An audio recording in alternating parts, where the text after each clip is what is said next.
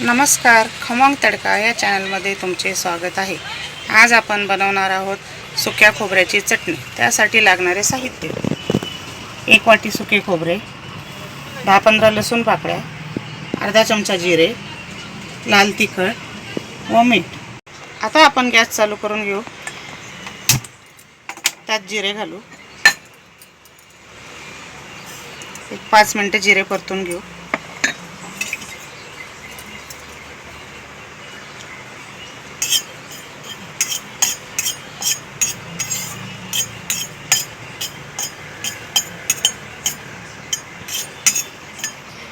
आता आपले जिरे भाजून झाले, आपण त्यातच सुके खोबरे घालून घेऊ। 5 मिनिटे गरम करून घेऊ।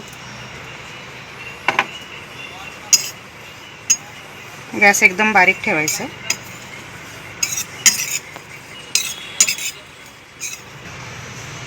आता आपले खोबरे परतून झाले, आपण त्यातच लसूण घालून घेऊ।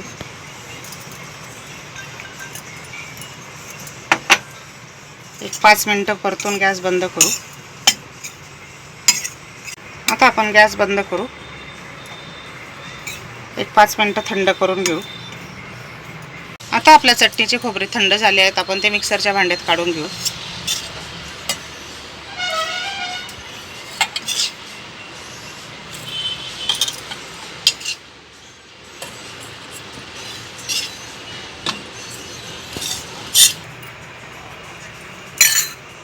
त्यात आपण आवडीनुसार लाल तिखट घालून घेऊ।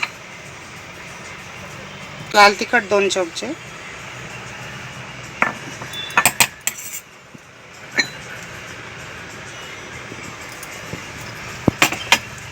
चवीनुसार मीठ घालून घेऊ।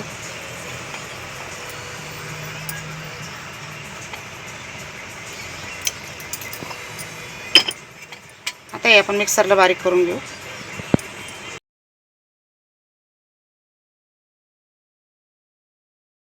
आता आपली सुकी खोबऱ्याची चटणी वाटून झाली। आता ती आपण सर्विंग बाउलमध्ये काढून घेऊ।